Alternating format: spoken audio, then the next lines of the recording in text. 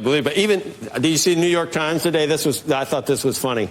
I guess Vice President Harris really did grow up in Berkeley. That's where her address is. It's in Berkeley. So during the speech, it was, I grew up on the Bay. I grew up in Oakland. I grew up, east of San.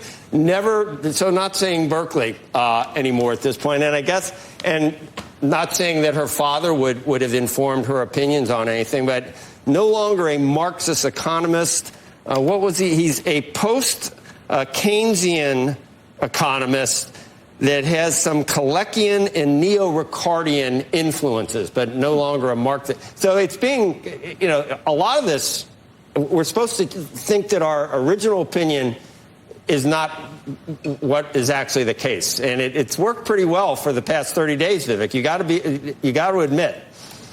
Yeah, look, I think the PR has worked outstandingly for them over the last 30 days. The question is whether it can last through the election. For my part, Joe, I'm never going to hold somebody's father's views against them or where they grew up against them.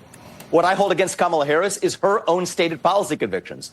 When she ran for U.S. president just 4 years ago, said she wanted to abolish private health insurance. That means anybody who's watching this, who likes their private health insurance today, I think all those are, she's backed off on all.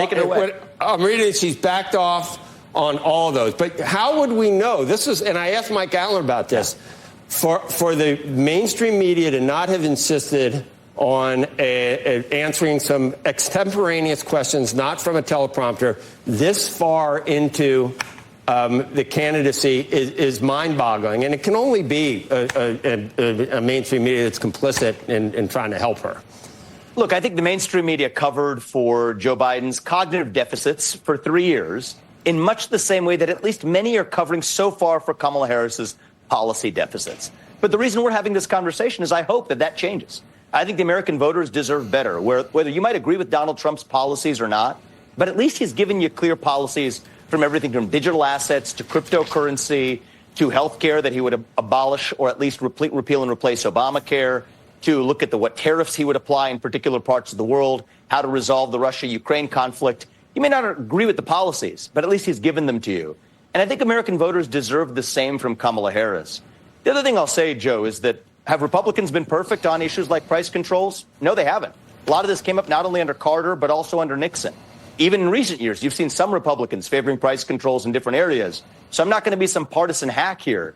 But the reality is if you compare the Democrats to the Republicans, it's not even close which one is actually taking the Venezuelan-style approach to controlling the economy.